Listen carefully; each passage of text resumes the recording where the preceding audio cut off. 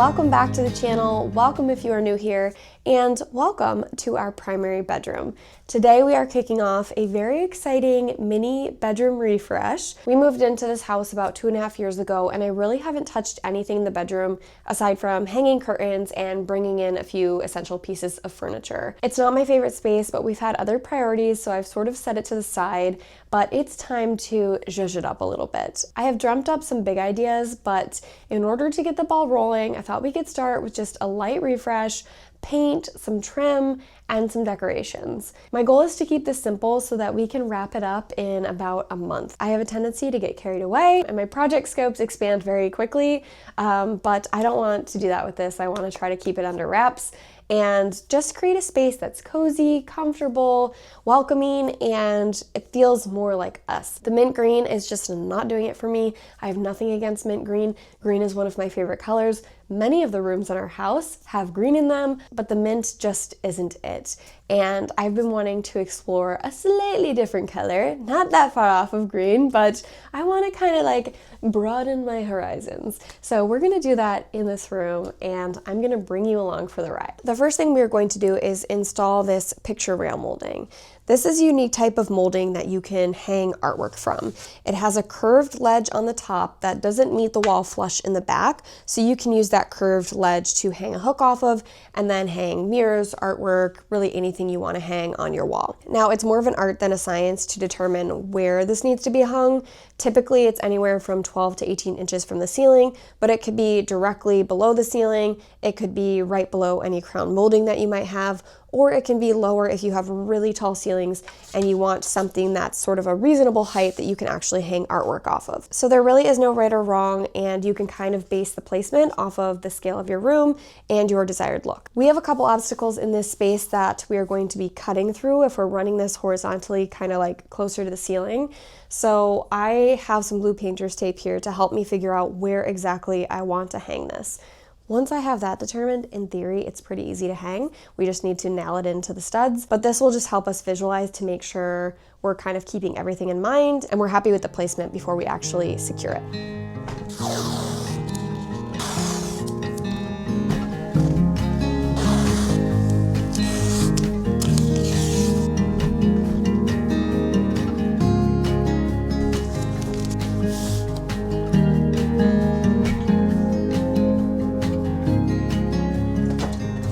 All right, I turned the light off so you're not blinded, but I've got the trim taped out at two different heights. One kind of cuts about 3 inches down from the top of the door trim.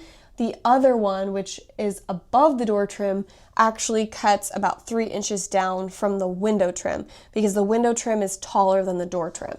So I'm trying to figure out which one I like better. There are a couple of things to keep in mind. One is placement of artwork and making sure that we have enough sort of like space between the rail and the art so the chain that hangs off of it is not too long and not too short and feels very intentional. That is totally subjective. There is no right or wrong, but it's kind of like trying to gauge visually what I would prefer. Typically, I'd probably hang artwork like eye level or a little bit higher. Now, I'm 5'5", Matt is 6'2", our eye levels are very different, so I try to kind of like meet it in the middle, but essentially I don't want it too close to the ceiling or too close to the floor unless we're doing a gallery wall, and I don't think that is right for this space. It feels a little heavy, and I just want to use artwork to create a few small focal points and not like inundate us with like just frames and art everywhere.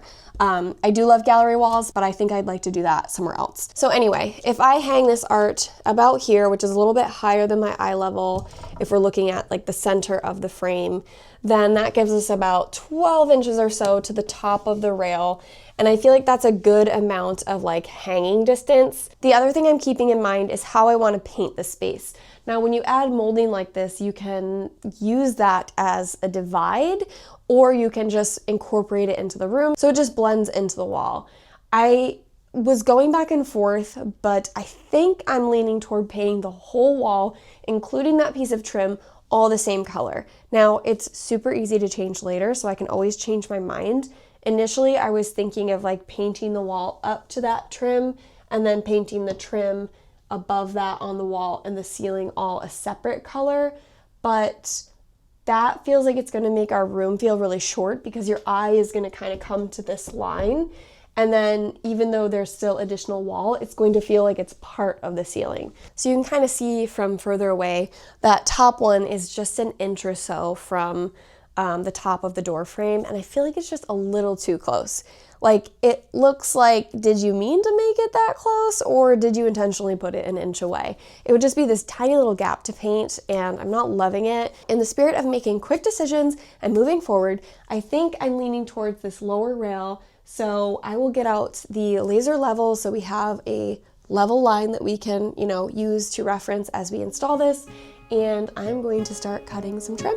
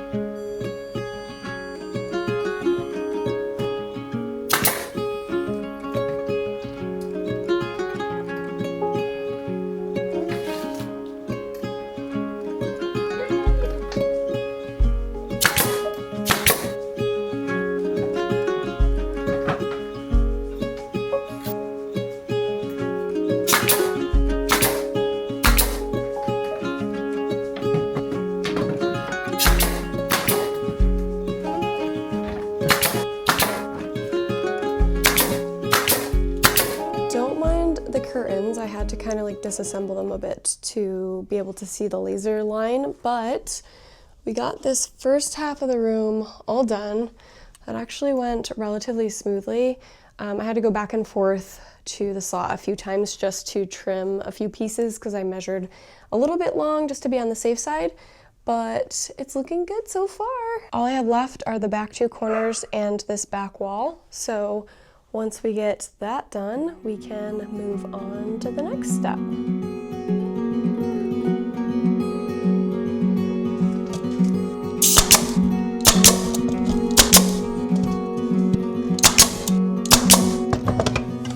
Okay, we're on the last strip on the back wall, and the real test now is whether or not everything actually aligns when it meets in the middle. So, fingers crossed.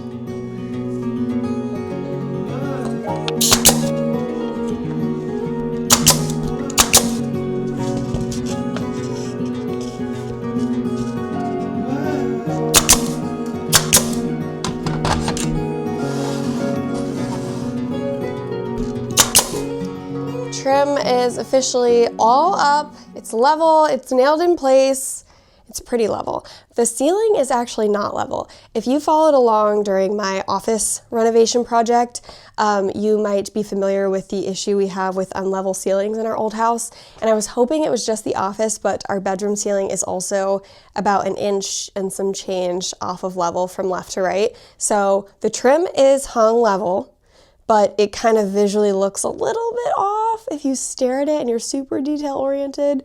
But that's just the way it is. We have an old home, we're just going with it, there's nothing wrong with it. I used 2-inch nails and I put 3 of them in every single stud. I know that sounds probably a little bit overkill, but because I haven't decided what I want to hang and where I want to hang things, I figured it was better to just be overly secure now, and that way if I decide to hang a heavy mirror or a large piece of artwork later, I know it is not going to fall off the wall. Now before we get to painting, there's a little bit of cleanup work to do. I need to fill all the nail holes with wood filler and sand that down.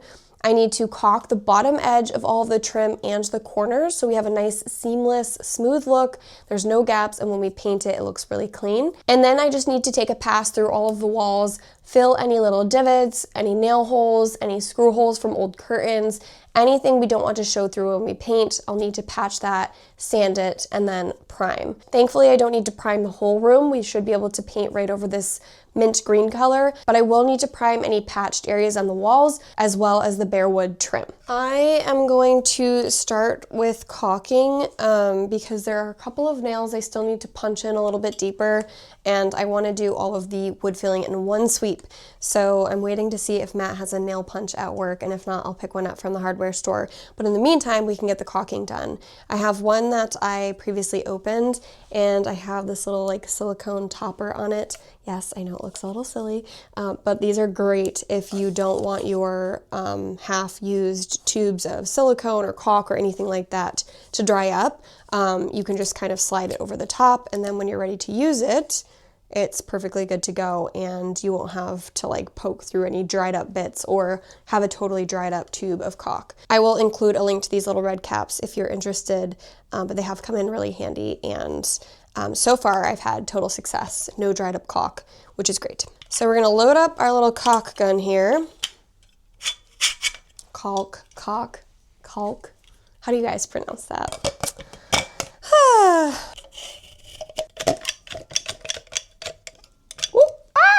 Don't do that. But do have paper towels handy. I also have a glass of water here. My favorite method of caulking without making a total mess is to lay a medium-sized bead of caulk and then dip my finger in water and just run it along the edge and collect any excess caulk on my fingers. I do go through a decent amount of paper towels.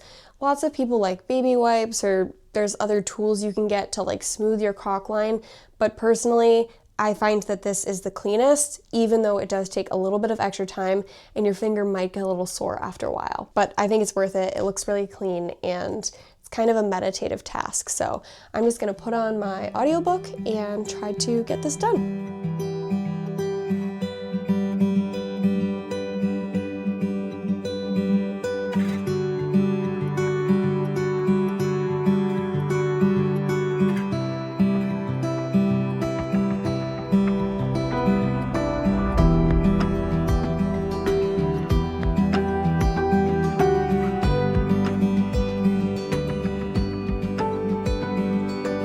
Before I go ahead and wood fill all of the nail holes, there are a couple of nails that didn't sink in deep enough.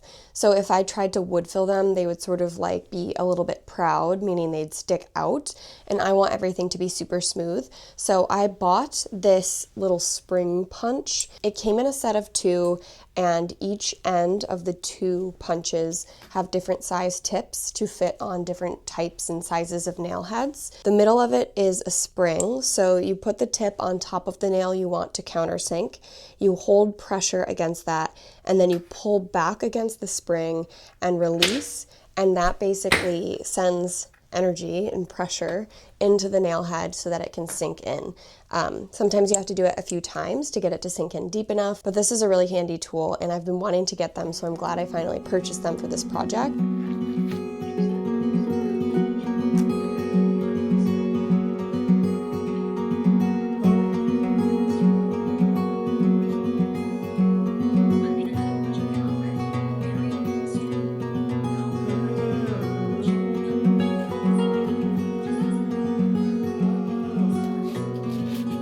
Now while I wait for the wood filler to dry so I can sand it down smooth, I'm actually going to remove all of the curtains. So I've been going back and forth on this, and I know the right answer is to take them down because then I can paint the walls and I don't have to like paint around the little like hooks holding the curtain rod up. But since I'm taking them down and I'm patching the wall as it is, I decided that when I reinstall them, I actually want to stretch the curtain rods out just a little bit wider. Right now, when I have the curtains properly hung, they're just kind of dangling right now because I've been moving them around to hang the trim and wood fill and caulk and all that. But when everything is sort of properly in place, the curtain kind of sits over the left and right side of the window trim, which is totally fine. There's nothing wrong with that. But since we have the space, if we can stretch the rod out a little bit wider, I can kind of push the curtain out as well so that we kind of have a nice visual of the full trim around the window. I'm no curtain expert. I know to hang them as high as you can to make the ceiling feel nice and tall, but for width, I think it's kind of personal preference. I did originally buy these like olive velvet curtains knowing that I would paint the room someday, so I think they'll still work. I do still love the color. I might have to buy another set of them though, because if I stretch the curtain rods out, I won't have as much like fabric to cover the window. So right now I'm going to take everything down, patch all the holes, give us a fresh slate, and then once everything is painted, we can kind of decide where we want to rehang the curtains.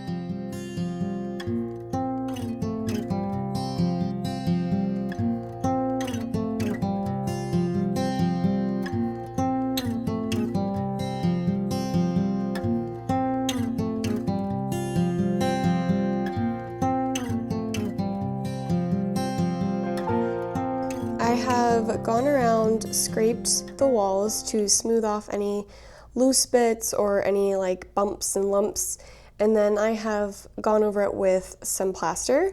I'm waiting for that to dry. Before the sun sets and it starts to get dark in this room, I wanted to put a sample paint color on the wall. Now, if you followed along back when I did the office renovation, I sampled a couple of different colors in that space. They were all kind of in the same family, a little green, a little blue, one of which I'd always loved and wanted to do somewhere in this house. That color was Farrow & Ball light blue, which I actually had color matched in Benjamin Moore paint. Fun fact, if you didn't know, you can have most brands of color matched in other brands. So if you find a color that you love from Farrow & Ball and you can't order Farrow & Ball paint, or you don't want to because it's too expensive, you can bring the color code to your local hardware store and see if they can match it in their line of paint. And that's exactly what I did. Now, I'm not too particular about it matching perfectly, but it's pretty darn close, and that's good enough for me. Anyway, I ended up picking a beautiful sage green color for the built-ins and the trim and doors in the office.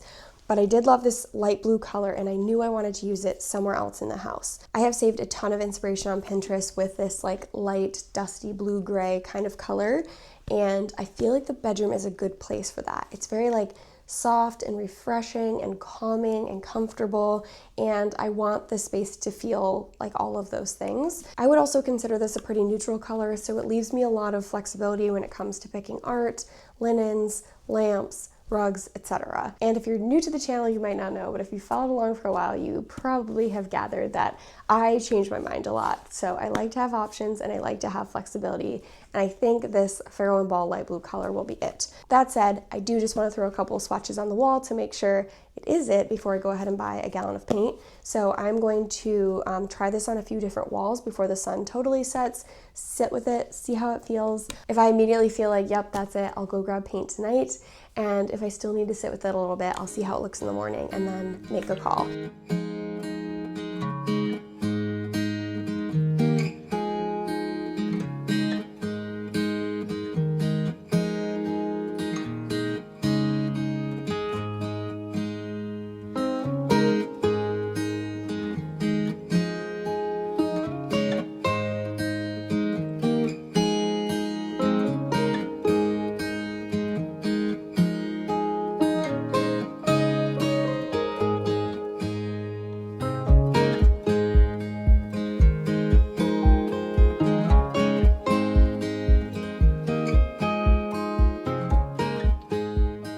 Okay, I definitely like it, so we're just going with it. We're not gonna think twice about it. We're just gonna go to the store, pick up a couple gallons. I was thinking I might be able to get away with a gallon, but the reality is I probably will need 2 because I'll probably do 2 coats and there's a decent amount of wall space. So even if we have a little extra, I can use it for something else, but at least we don't run out halfway through painting. I really should paint the ceiling. I really should just do it. I hate painting the ceiling, but I should just get it done. I think it's just like a ceiling white right now. I did do a white wall and ceiling in my office, and I also painted the walls white in the kitchen, but it's been so long now, I can't remember if they were the same. I have to look back. I had been going back and forth on like painting the ceiling the same color as the walls because I love that look. It's one of my favorite things, just like make it a 5th wall. I feel like it just brings your eye up and makes the space feel bigger, especially if you just have like standard height or even low ceilings. But I don't know, there's something about the white trim and white ceiling that feels very Nancy Meyers to me. Like it just feels very classic. And my number one choice would have been to paint all of the trim and doors and muntins in the windows this light blue color, but it was such a pain in the butt to paint the one window in my office. We have 4 windows in this room and 2 doors, and I don't know if I would make it through. So for this initial refresh, we are just going to do the walls. And then we can always change it in the future if we want, or if I'm feeling up to painting the windows. But this will be a good start. And now that the light blue is drying, I'm really liking it on the walls. I think it will be really beautiful. I was just looking up to see when the Ace Hardware closes, and it closes in 30 minutes. So I'm going to try to hustle over there, grab a couple gallons of paint. I'll think about the ceiling color on the way. If we have to do that at a later time, that's totally fine. It's not the end of the world. But yeah, we're getting very close to painting. Yay!